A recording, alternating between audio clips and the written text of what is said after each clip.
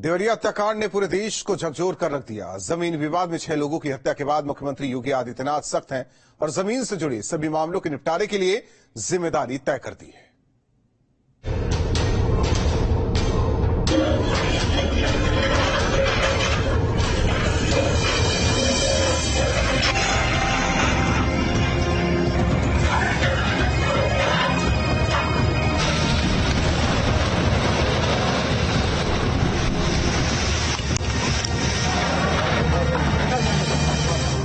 सरकार सख्त, भूमाफिया पस्त, टास्क फोर्स गठित, बुलडोजर स्टार्ट, अतिक्रमण अब होगा इतिहास, ठिकाना तलाशते फिरेंगे भूमाफिया।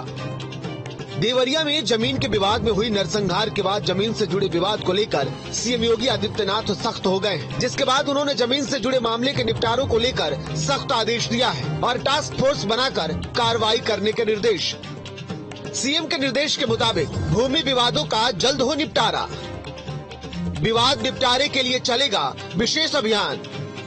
प्रदेश में 60 दिन तक चलाएं विशेष अभियान। सीमा से जुड़े विवाद का 3 महीने में निपटारा।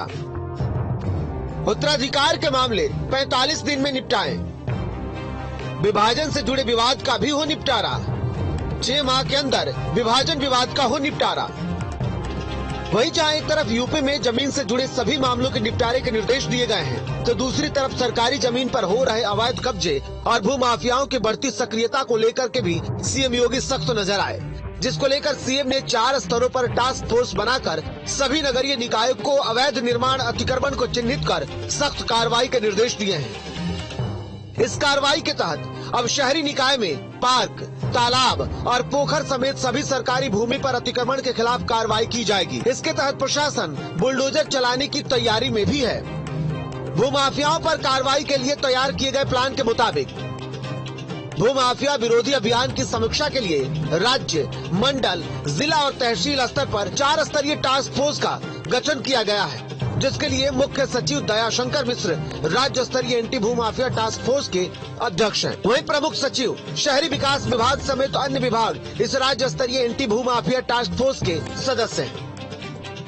ऐसे में जहां एक तरफ प्रदेश में अपराध को खत्म करने में जुटी योगी सरकार पहले से ही सख्त है, वहीं दूसरी तरफ सभी जमीनी विवाद और अब भूमाफियाओं पर कार्रवाई कर योगी सरकार कमर तोड़कर उन्हें जड़ से ही खत्म करने पर आमादा है। तभी तो ऐलान के साथ ही अपराधियों और भूमाफियाओं में हड़कंप मच गया है। Team news state.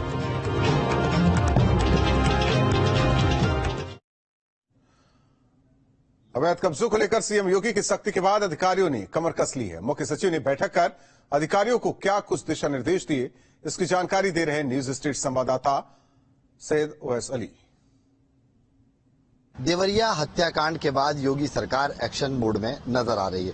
वहीं उत्तर प्रदेश की योगी सरकार ने तमाम सख्त निर्देश दे दिए हैं और कहा है कि जल्द से जल्द जो भूमि विवाद वाले मामले हैं उनका निपटारा किया जाए। इतना ही नहीं, कल मुख्य सचिव ने भी बैठक की थी और वर्चुअल ये बैठक थी जिसके अंदर मंडल स्तर से लेकर के तमाम तहसील स्तर तक के अधिकारी भी जुड़े थे। हालांकि 60 दिन तक का एक विशेष अभियान चलाया जाएगा जिसके अंदर विरासत, पैमाइश, नामांकन यानी कि जो खतरा खतौनी से नाम ट्रांसफर होने वाले विवादित मामले होते हैं उनको लेकर और बंटवारे की भूमि को लेकर के एक विशेष अभियान चलाया जा रहा है, जिसके अंदर में 60 दिन के अंदर में सभी मामलों का विशेष अभियान चलाकर निपटारा किया जाएगा, जिसमें सीमा से जुड़े वाद 3 माह के अंतर्गत निपटाने हैं। तो उत्तराधिकारी के मामले 45 दिन में निपटारे की बात भी की गई है। हालांकि ये दिशा निर्देश दिए गए हैं तो वहीं जो अवैध रूप से कब्जा करने वाले भूमाफिया हैं उनको खिलाफ भी योगी सरकार कड़े एक्शन में है। वहां मुख्य सचिव के द्वारा एक वीडियो कॉन्फ्रेंसिंग के माध्यम से कल बैठक की गई थी जिसके अंदर में तमाम मंडल स्तर से लेकर के तहसील स्तर तक के अधिकारियों को जोड़ा गया है और उनको दिशा निर्देश दिए गए हैं कि जो अवैध निर्माण करने वाले भूमाफिया हैं उनके खिलाफ सख्त से सख्त कार्रवाई की जाए और कोई भी मामले भूमि विवाद वाले पेंडिंग ना रहे। हालांकि जिस तरह से तालाब, पोखर और अन्य सरकारी संपत्तियों पर भूमाफियाओं का कब्जा है उसकी भी सर्वे रिपोर्ट बनाई जा रही है और शासन के पास उसकी उपलब्धता कराने का कार्य भी किया जा रहा है। जल्द से जल्द अब बुलडोजर की कार्रवाई भूमि विवाद वाले मामलों के अलावा जो अवैध निर्माण भूमाफियाओं ने किए हैं उनके ऊपर बुलडोजर चलता हुआ नजर आ सकता है। हालांकि योगी सरकार देवरिया कांड के बाद तमाम तरह से एक्शन मोड में है और जल्द से जल्द कार्रवाई करने के दिशा निर्देश अधिकारियों को योगी आदित्यनाथ की तरफ से दे दिए गए हैं। वहीं मुख्य सचिव ने भी आदेश जारी करते हुए तमाम जिला स्तर के अधिकारियों से लेकर मंडल स्तर तक और तहसील स्तर पर आदेश जारी किए। देखना ही होगा कि अधिकारी इसका कितना पालन करते हैं और कितनी जल्दी ये कार्रवाई करते हुए प्रशासन के आला अधिकारी नजर आएंगे। वीडियो जर्नलिस्ट दीपक राणा के साथ सैयद उवैस अली, न्यूज स्टेट, लखनऊ। झांसी में अवैध अतिक्रमण पर बुलडोजर वाली कार्रवाई हुई। बुलडोजर ने अवैध अतिक्रमण को चंद मिनट में ही तहस नहस कर दिया। दरअसल ऐतिहासिक रानी महल के सामने नगर निगम की जमीन पर पुलिस वालों ने कब्जा किया था। इस बात की जानकारी होने पर नगर निगम की तरफ से 10 अलग अलग लोगों को नोटिस जारी किया गया। बावजूद इसके कोई भी हाजिर नहीं हुआ, जिसके बाद ये कार्रवाई हुई है।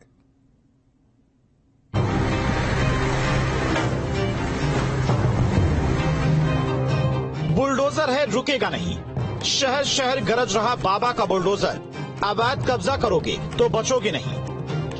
उत्तर प्रदेश की सरकार प्रदेश में अवैध निर्माण को लेकर काफी सख्त नजर आ रही है। योगी सरकार 2017 के बाद से प्रदेश में माफियाओं द्वारा किए गए तमाम अवैध निर्माणों पर लगातार बुलडोजर से कार्रवाई कर रही है। अवैध कब्जे को लेकर बुलडोजर चुन चुनकर जमींदोज कर रहा है। प्रदेश में लगातार अतिक्रमण पर बाबा का बुलडोजर चल रहा है।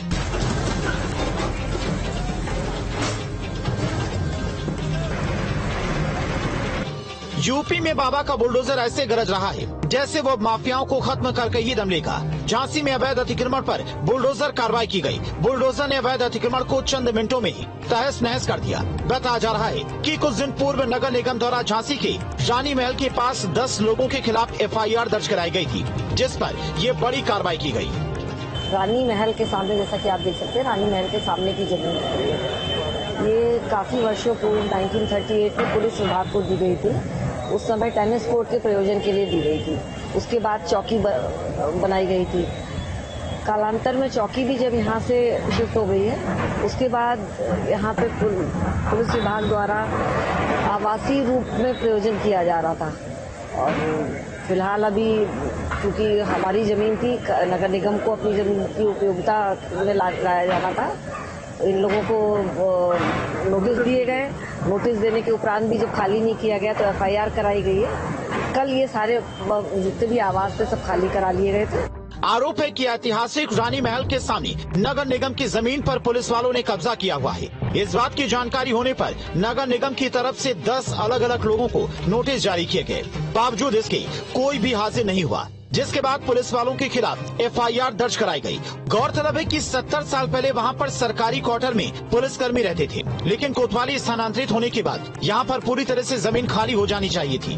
बावजूद उसके पुलिस वाले अपने रिश्तेदारों को कमरे देते गए और कब्जा कायम कर रखा है। ये जैसा कि पुलिस विभाग द्वारा पता चला है हमको कि पूर्व में यहाँ पे पुलिस विभाग में कार्यरत लोग थे, उन्हीं के ही द्वारा बसाए गए लोग थे। उनके रिश्तेदार हों या उनके परिजन हो, इसी तरह के लोग पाए गए थे।